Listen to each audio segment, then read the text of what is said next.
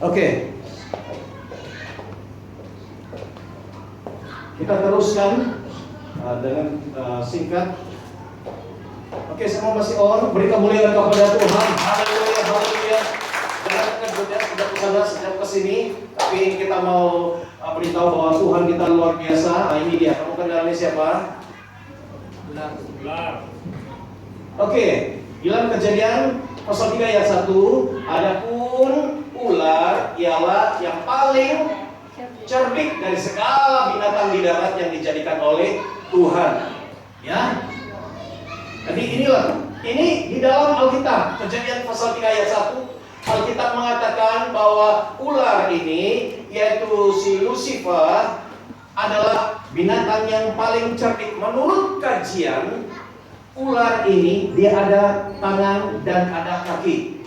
Ya, ada tangan dan kaki. Itulah sebabnya nanti di ayat-ayat yang seterusnya dia katakan engkau akan berjalan dengan perutmu. Ya, artinya kakinya sudah dipotong.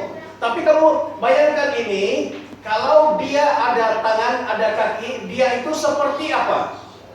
Coba, dia seperti naga. Kan pula, kalau kamu lihat naga, tarian naga itu seperti ular yang besar, tapi dia ada tangan dan ada kaki.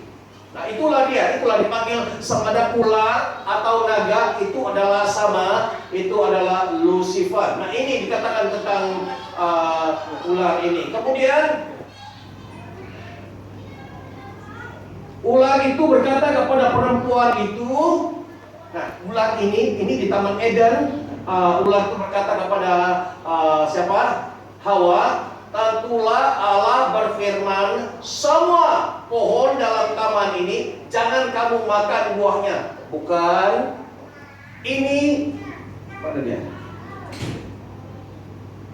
Gambarannya seperti begitu, ya. Ular ini berbicara juga boleh berbisik kepada dia, ya. Dia artinya firman Tuhan itu sudah ada. Tuhan sudah berbicara kepada si Adam supaya jangan makan buah itu. Tapi kalau kita tidak baca firman Tuhan, kita kena. Kalau baca firman Tuhan pun separuh-separuh, karena si Lucifer ini pandai, tahu firman Tuhan dan dia pakar untuk kasih putar beli. Dan itu sebabnya dia katakan dia buat sesuatu yang dia tukar semua dan jangan. Yang di ayat yang asli itu tidak seperti begitu. Kamu perhatikan, tentulah Allah berfirman, semua pohon dalam taman ini jangan kamu makan buahnya. Bukan, sedangkan di dalam ayat yang sebenarnya, yaitu dalam 2 ayat 16, lalu Tuhan Allah memberi perintah ini kepada manusia, yaitu Adam, semua pohon dalam taman ini boleh kau makan buahnya dengan bebas. Terbalik, ya, bukan jangan, tapi boleh kau makan semua buah-buah di taman ini, kau boleh makan dengan bebas. Tapi si Lucifer hanya sedikit saja dia putar beli. Coba kamu perhatikan apa perbedaan yang asli ini dan yang kata daripada ular ini, ya.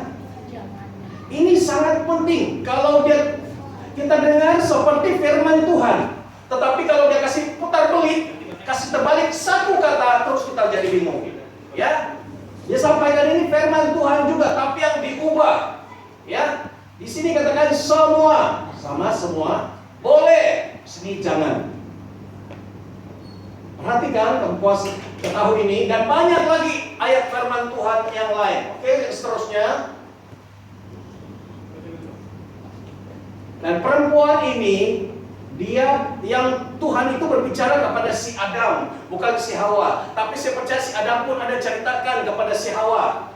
Kemudian si Hawa menjawab kepada ular ini, lalu sahut perempuan itu kepada ular itu, buah pohon-pohonan dalam taman ini boleh kami makan, tetapi tentang buah pohon yang ada di tengah-tengah taman, Allah berfirman, jangan kamu makan ataupun raba buah itu, nanti kamu mati. Inilah buktinya kalau orang yang membaca firman Tuhan tapi kalian tidak study, tidak kuasai, Dia boleh tambah-tambah. Mana ada Tuhan cakap ini raba? Ya, mana ada Tuhan suruh katakan nanti kamu mati? Coba kalau saya tunjukkan yang asli. Kata Tuhan kepada Adam, apa kata Tuhan? Tetapi pohon pengetahuan tentang yang baik dan yang jahat itu janganlah kau makan buahnya, sebab pada hari engkau memakannya, baca sama-sama, pastilah engkau mati. Antara pasti dan nanti kita lihat di bawah. Nanti. Ini pastilah engkau mati, nanti kamu mati. Apa perbedaannya? Ya, coba. Mungkin kalau lihat lagi di dalam bahasa aslinya, ini pasti confirm. Kau makan itu kau mati. Tapi yang ini nanti. Ini nanti, ini mungkin. Ya dia boleh delay lagi. Ya, mungkinlah kalau kau makan ini kan mungkinlah kau mati nanti. Tidak pasti, ya. Nah ini kata-kata daripada putar belit, bisikan daripada kamu perhatikan kalau kita silap tidak menguasai firman Tuhan ini. Firman adalah seperti pedang. Kalau kita tidak kuasai pedang pada kita, pedang itu boleh memakan tuan. Kalau kita tidak kuasai firman Tuhan ini, firman Tuhan ini boleh mencederakan kita, boleh membunuh kita. Bukan salah firman Tuhan, tapi kita tidak menguasai firman Tuhan itu. Betul? Nah, kita kuasai apabila iblis datang mau memutar belit. Iblis, kau salah, bukan begitu ayat firman Tuhan. Manis aja kau. Tetapi ular itu berkata kepada perempuan itu, nah, kan si Hawa sudah beritahu tadi jangan diraba, nanti kalau makan nanti mati. Dia kata, sekali-kali tidak akan mati. Dalam bahasa sekarang bagaimana? No. Salah. Tuhan cakap salah, bukan betul. Salah. Yang betul begini. Dia kata. Ada lagi tuh tadi. Nah, sekali-kali kau tidak mati, betul. Kau tengok dia boleh ubah. Ya. Kalau kita tidak pandai menguasai, tidak tahu firman Tuhan ini, iblis datang, dia gunakan firman Tuhan. Oke, dia berbicara firman Tuhan di dalam Kejadian pasal 3 ayat 4 ini confirm daripada Roh Kudus. Kemudian dia berbicara lagi, tapi dia putar sudah.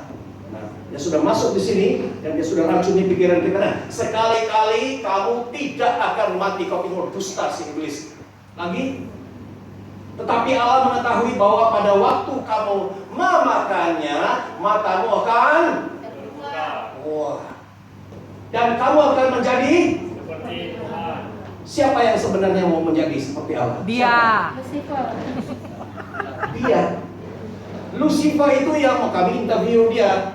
Dia, kenapa kau dibuang? Karena sombong. Kenapa kau sombong? Saya mau jadi, mau menyemai. Kan dia beritahu, selain yang kami baca, selain daripada bacaan di Alkitab, ditambah lagi dengan interview si Lucifer, confirm dia. Bodoh betul. Nah, dia yang mau, tapi dia pandai-pandai kasih pasing dengan orang lain. Nah, tetapi karena kata-kata si Hawa tidak menguasai firman Tuhan itu, dan dia sudah diracuni firman Tuhan yang sudah dicampur aduk, diracuni sampai si Hawa melihat, dia tengok buah itu sedap juga ini. Nah, tapi siapa yang sebelah dia? Di telinga dia. Dia berbisik. Kau tengok, itu sebabnya ada satu ilmu dipanggil ilmu. Kalau di Indonesia dipanggil apa? Dia pukau. Coba kau lihat buah itu. Dia lihat buah itu sangat enak. Dia melihat itu menurut apa yang diucapkan itu dia akan ikut. Seperti yang Ibu Joy katakan. Dia akan makanlah buah itu. Tanpa dia rasa sedar dia akan jalan. Dan wanita ini waktu dia lihat, katanya perempuan itu melihat bahwa pohon itu baik untuk dimakan dan sedap kelihatannya. Dia sudah kena pukau nih karena sudah dia. Lagi pula pohon itu menarik hati. Apa yang menarik dengan pohon itu?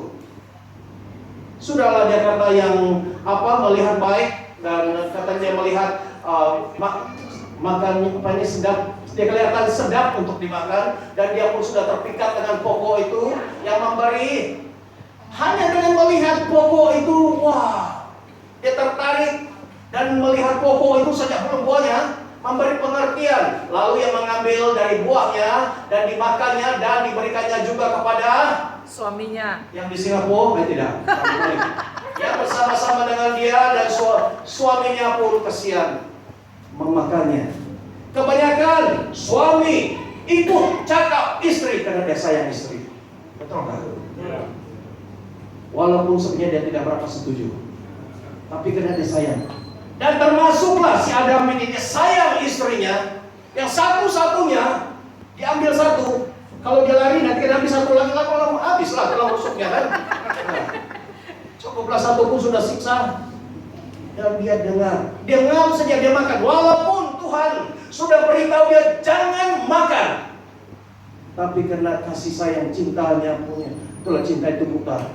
Si Adam pun menjadi buta. Dan kita tahu seterusnya, apa cerita seterusnya kita tahu kan. Nah, hati-hati, suami istri harus bijak, sama-sama mempunyai Alkitab, rujuk firman Tuhan. Kalau itu boleh menghancurkan suamimu, jangan. Kalau itu boleh menghancurkan istrimu, jangan. Baca firman Tuhan, amin. Beri kemuliaan kepada Tuhan, haleluya.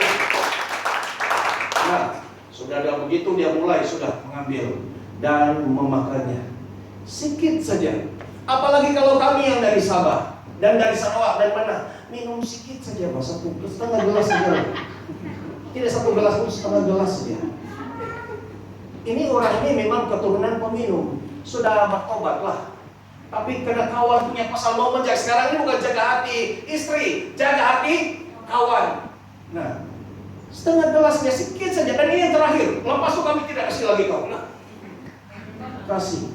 Karena dia percaya dengan kata-kata kawannya ini, dia tidak tahu dalam hati kawannya, dia minum lah. Dia minum. Boleh habis juga setengah gelas, dia bilang. Dia sudah minum, dia mulai sudah dia punya panas. Itu bukan di tapak kaki saja. Dia bukan mulai panas dari sini, atau panas. Mungkin panas di sini atau panas di sini sudah. Tadi setengah gelas kau boleh minum, sekarang coba satu gelas. Tidaklah, saya sudah janjikan setengah gelas. Ini yang terakhir. Dia ulang lagi. Ini yang terakhir, betul-betul terakhir. Kasih dia. Oke, betul lah. Iya, yang minum. Sekarang tidak perlu mereka kasih dia. Coba kasih tambah lagi. Bukan satu gelas. Yang kotak saya itu, bawa taruh sini semua. Ramai kita. Apa yang kau cakap tadi? Untuk kali ini saja, lepas itu saya bertobat. Saya minta pelepasan sama si pastor. Dan dia terus jatuh.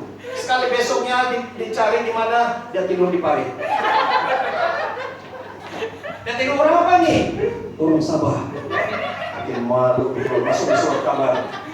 Itulah morning performance yang bagus. Jangan buat performance di parit. Ya, itu ada performance tuh.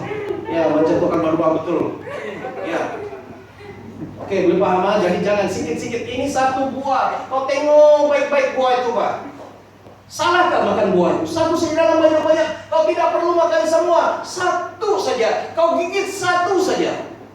Sampai ada satu cerita itu Snow White kan? Yang dia makan langsung dia mati. Itu. Nah, sekarang ini. Nah, Kenapalah gambar itu? ini yang gambar saya cari. Itu sebabnya di akhirnya dalam Yakobus pasal 4 ayat 7, karena itu tunduklah kepada Allah. Tunduk kepada siapa? Allah. Dan maka ia kan? Ini praktekkan sahaja yang ini. Jangan dengan kekuatan sendiri. Jangan dengan kekuatan sendiri mengusir setan. Kita mesti Tuhan, tunduk itu artinya pertama kita menguduskan diri kita. Kita tahu siapa diri kita. Kau jangan coba-coba lawan si Lucifer kalau dalam keadaan kau 2 kali 5. Itu sebabnya kalau kau mau action si pastor pun boleh buat, si Joel itu baru pun boleh buat, aku pun boleh buat. Kau mau dengar nanti apa kata si Lucifer, dia ketawa, satu dia biasa ketawa. Si pastor aku kenal. Si Ibu Joy aku kenal. Kau ni apa? Kau cari nahas? Mana performan? Ya. Tapi ini praktekkan ayat ini, tunduk kepada Tuhan, kuduskan dirimu, merendahkan diri Tuhan, bukan saya. Bukan gagah, bukan kuat, bukan kepandaian saya Tuhan. Tapi saya betul-betul minta Tuhan, tolong saya mau berdoa untuk istri saya, berdoa untuk anak-anak saya, untuk bisnis saya Tuhan, untuk kawan-kawan saya di dalam apa itu? Bonus performance. Ketika kau datang di hadapan Tuhan, tunduk sujud di hadapan Allah. Kau sudah settle, sudah oke. Kalau begini si Mei selalu menakutkan saya. Kalau dia bilang begini, lepas tuh nanti dia sudah goyang-goyang begini. Nah, maka dan lawanlah iblis, apa saja yang selalu Lucifer, maka ia akan lari daripadamu. Beri kemuliaan kepada Tuhan. Inilah simpel saja satu ayat ini saya praktekkan. Kami praktekkan. Biasanya setakat ini, Tuhan ampuni hamba-Mu ini, jauh daripada meminta puji. Tapi setakat ini kita juara bertahanlah. Beri kemuliaan kepada Tuhan. Haleluya. Banyak rekaman. Memang hampir setengah mati juga lah. Dulu awal-awal memang setengah mati dikerjakan. Tapi kali ini, itulah kalau kamu nampak saya di dalam rekaman macam gergitan. Kenapa sih masa cakap macam begini? Segala anjing kurap, segala sampah yang cakap sama Lucifer. Karena saya punya kemarahan itu. Apa yang si Lucifer telah lakukan kepada saya, lakukan dalam keluarga saya, lakukan kepada tim saya, lakukan kepada jemaat, lakukan kepada semua orang. Karena dari mula si Lucifer itu adalah pembunuh. Tidak ada yang baik di dalam dia. Dia adalah satu Pencuri. Kedua Pembunuh. ketiga Pembinasa. sekarang saya bilang, Lucifer, saya mau ambil alih tempat kau. Coba, kau pencuri, pembunuh, pembinasa. Coba sekarang saya balas, saya yang jadi macam itu. Saya bukan pencuri, tapi saya akan memberi berkat. Ya, memberitakan kebenaran. Apa lagi? Kedua, Pembunuh. saya membawa kehidupan.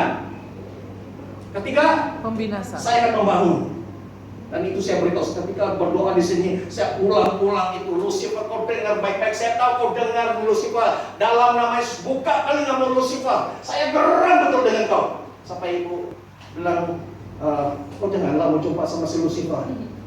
Saya memang betul-betul mau geram, betul mau jumpa dengan kau. Kalau kau muncul di depan, saya sayang juga gitar tetap hampas di kepala kau. Tapi jangan yang inilah, ini mahal. Saya betul-betul ada satu kemarahan, ada satu kebencian. Kalau kau tidak cukup benci, geram, marah dan si Lucifer, habis. Sekali dia nanti kasih intimidasi, terus kau hilang keyakinan. Saya punya kebencian, kemarahan, dendam itu betul-betul dengan si Lucifer. Ketika saya nampak dia ketawa-ketawa, kalilah kau. Karena dia punya ketawa saja, kalau kita tidak kuat di sini, boleh menjadi lemah. Karena dia begitu licik. Dan yang terakhir, betul-betul terakhir. Sudah putih mata. Ada sesuatu yang kamu belajar? Beri kemuliaan kepada Tuhan. Haleluya. Sekarang di sini saya mengucap syukur ada penggenapan. Apa yang difirmankan menjadi kenyataan. Kalau di dalam firman Tuhan, saya berdoa, Tuhan, apa yang saja diucapkan di dalam Alkitab itu jadi nyata di tempat ini. Kalau kita berbicara tentang pelepasan, kesembuhan, pemulihan, di sini terjadi. Jangan panggil ini gereja kalau firman Tuhan itu tidak nampak di sini. Itu sama juga 2x5 dengan orang yang jual obat di jalanan. Kalau mereka mau jual obat, satu botol kecil ini, penyakit 100 jenis penyakit boleh sembuh. Wah, boleh percaya juga orang. Tapi di sini lain firman Tuhan, dan kita akan praktekkan, ya, dan lakukan ini, dan inilah tugas besar. Setakat ini kita mengucap syukur sudah pergi melancung ke neraka dan membawa. Kalau yang tidak ada orang tidak payah, tapi kalau dia bawa siapa yang sana kita kasih jemaat, paling kita ambil dia balik. Atau kita sendiri ini for the first time. Ibu perintahkan si Lucifer. Biasa si Lucifer yang perintah orang, kontrol orang. Kali ini dengan otoritas di dalam nama Tuhan Yesus. Lucifer, kau yang bawa di sana, kau bawa balik di sini. Mari. Dia ikut juga. Tetapi dalam jauh dia, pergi. Dia bukan bawa dia balik di sini. Jangan dia balik di Sabah. Si Joel. Latih dia macam kenapa si Joel? Si Feby kata, Asal, ya disabar sudah. Saya pikir dia main-main, ketawa-ketawa. Lagi dia ulang lagi. Ya disabar sudah. Biar betul kau. Ya, ini dia dalam bilik, dia begitu termenung. Paksa mau pergi sial lagi nih. Tapi kita berdoa. Inilah sesuatu yang mujizat, yang tidak pernah orang pikir. Saya bilang, bawa balik si Joel dari kampungnya. Dan dia, si Mei, karena di alam roh itu satu tempat. Berapa tempat? Satu. Kita sebut Sabah, di mana kampung si Joel, rumah si Joel, dia langsung di depan kita. Dan si baby hanya dia berdoa dan dia ikuti di bawah saja. Dia ambil dan dikasih taruh di kepala si Joel. Beri kemuliaan kepada Tuhan. Haleluya. Orang tidak mau percaya, orang bilang kita gila, dan punya masalah, tapi kita sudah mengalami. Sekarang si Joel sudah komplit. Amin. Amin. Si ibu pun sudah lengkap. Si ibu punya pengalaman ini satu hal lagi, merisaukan saya. Kau jangan suka-suka keluar sendiri, jalan-jalan. Mesti bawa saya. Dia kata karena dia melihat ini, karena hati seorang ibu melihat anaknya begitu diserang oleh iblis. Sekarang dia berdoa dengan penuh perasaan, Tuhan, Bapak lepaskan saya, lepaskan roh saya mau pergi berperang di sana. Saya tidak tahu dia paham betul apa yang dia cakap. Karena the moment pada saat dia keluar di alam roh itu terlalu luas.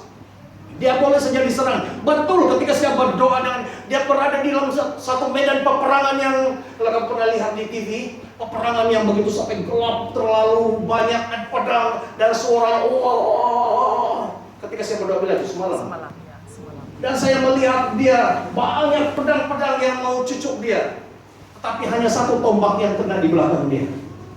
Dan saya mau waktu saya pegang dan saya mau kasih cabut, saya sendiri yang memuntah.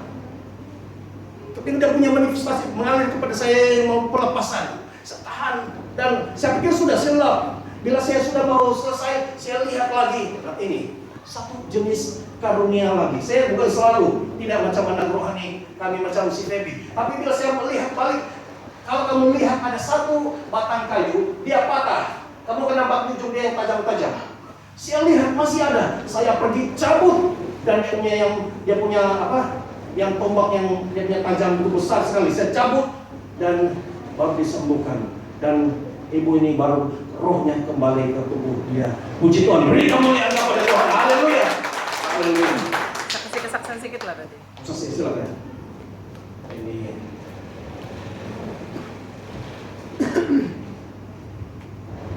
Oke, ceritanya begini, yang hari Kamis itu malam mereka Joel dan Mei ada masalah. Yang datang di sini, yang hadir waktu itu hanya saya dan Pastor Brother Jeremiah dan istri, dan kami mulai berdoa.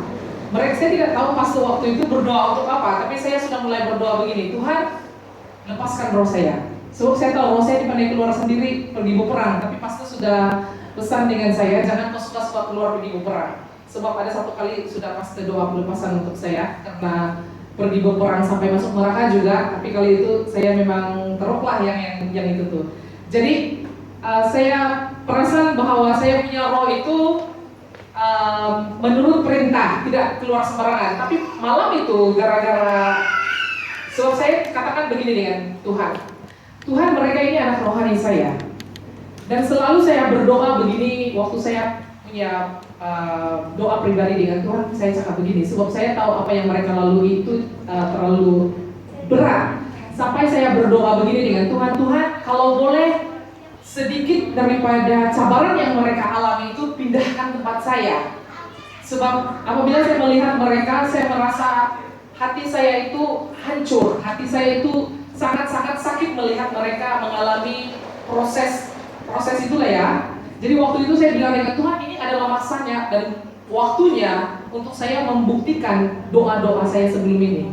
Saya harus keluar, lepaskan saya. Dan saya minta malaikat, sebab sebelum itu sudah Tuhan nampakkan kepada saya bahwa dia memang memberi saya sejumlah malaikat untuk bersama-sama dengan saya.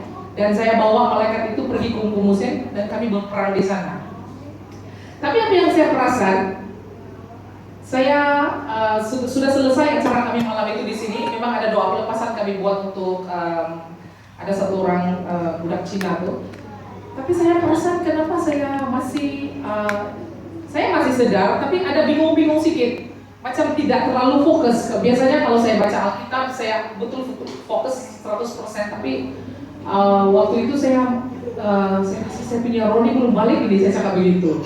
Dan saya bagi tahu dengan pastor, keesokan harinya saya bagi tahu dengan pastor, saya bilang, saya punya roh masih berperang, saya cakap dengan pastor begini. Lepas itu, saya sebenarnya bagi tahu itu dengan pastor supaya pastor doakan saya untuk bawa saya pulang balik di badan saya. Tapi masalahnya pastor waktu itu dia pegang bahu saya, dia kasih cas saya punya power.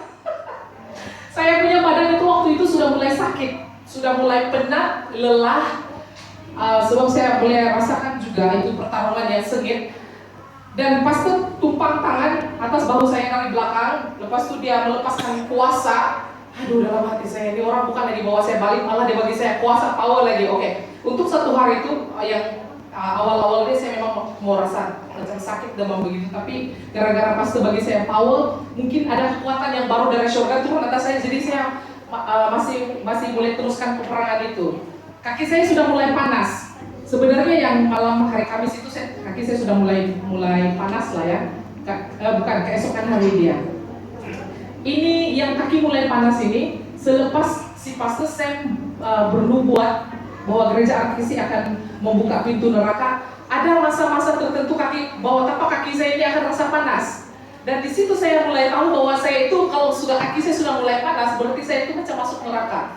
Dan waktu itu saya bagi tahu dengan pastor, tapak kaki saya panas, saya bilang begitu. Mula-mula di kaki. Kami pergi ke Kumosin, tempat si Joel, makan di sana. Lepas itu waktu on the way pulang dari Kumosin, panas dia sudah naik, pergi celah ke lengkang saya. Sini sudah tiba-tiba panas. Dalam hati saya cakap dengan pastor, saya mau berdoa nih nanti. Lepas itu kami sampai di sini, saya cakap dengan pastor, saya mau berdoa. Kenapa? Saya mau panggil roh saya balik. Sebab saya panas dia sudah sampai di sini. Saya tidak selama ini panasnya di tapak kaki saja, tapi dia sudah naik di sini. Tapi saya sampai di sini, saya terlalu lelah. Saya terlalu penat. Kenapa? Saya baru makan di tempat si Joel. Kenapa saya ini macam yang satu hari berpuasa, penat, lelah, tidak bermaya. Saya hanya menyembah Tuhan, tapi roh saya belum balik. Pas datang di tempat saya di sini, hari Sabtu itu, saya berdoa. Lepas saya berdoa, welcome home, dia bilang. Pas dengan saya, dalam hati saya belum welcome home lagi. Belum lagi balik, saya punya roh ini masih di sana, dia saya cakap. Tapi saya tidak bagi tahu dengan si pastor. Pastor naik di atas dan saya pun tidak lama lepas itu saya naik di atas. Lepas itu sebenarnya saya sudah mulai lelah, sudah mulai penat. Dan jadi saya penat nih, sebenarnya saya tidak mau masak malam itu, tapi saya pikir dengan keluarga kan, saya terus pergi masak. Dan kami makan, lepas kami makan saya tidak mandi, saya terus rehat badan saya sekejap sementara tunggu mereka yang lain datang, kami buat persekutuan doa. Sementara tunggu orang saya rehat, lepas itu saya pergi tandas. Kamu tahu saya punya panas itu sudah naik di pinggang. Pinggang saya sudah mulai panas. Dia punya panas itu kamu tahu nggak? Kalau panas yang terlalu sangat panas, dia punya panas itu macam kena chili kan, yang pedas dia tuh. Dia sudah sampai di sini saya sudah mulai sakit. Saya tidak bagi tahu dengan siapa-siapa. Waktu kami berbuat persekutuan doa semalam di sini, dan waktu pas bawa hujan, bawa kami menyembah, saya berdiri. Saya berdiri kenapa? Sebab saya tidak tahan itu panas.